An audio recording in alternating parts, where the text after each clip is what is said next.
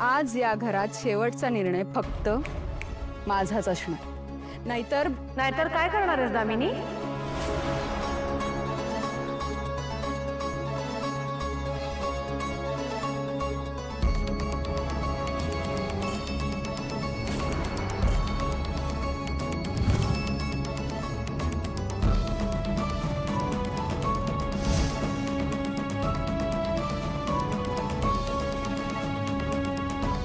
नाहीतर काय करणार आहेस दामिनी?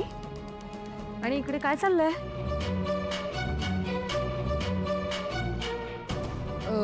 वहिनी, मी काय म्हणत होते, हा जो पूजेचा मान आहे ना, तो माझ्या सुनेला मिळाला पाहिजे.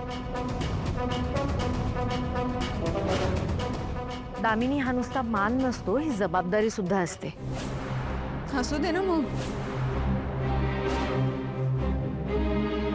दिशा या घरची मोठी सून आहे आणि मी सांगते तुम्हाला, ती ही सगळी जबाबदारी नेटाने आणि व्यवस्थितपणे पार पाडेल.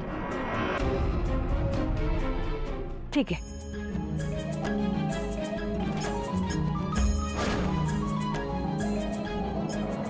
ह्या घरची सून म्हणून आजच्या संपूर्ण कार्यक्रमाची जबाबदारी मी तुला देते. तुला अधिकारच हवेत ना? ठीक आहे.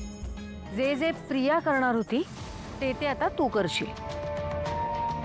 सगळ्या वारकऱ्यांचं आणि त्या दिंडीचं सागर संगीत स्वागत व्हायला हवं. किर्लोस्कर पूर्वापार पालखीचं स्वागत करत आलेत. आपल्या दारात पालखी येते हेच आपलं भाग्य आहे आणि वारकऱ्यांचा आशीर्वाद हा परमेश्वराचा आशीर्वाद मानते मी.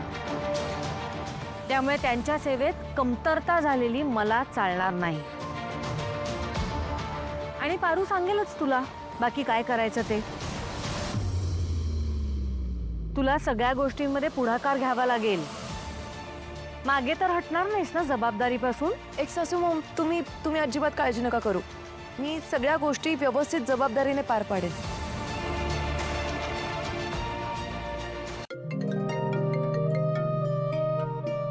बोल श्रीकांत. काय?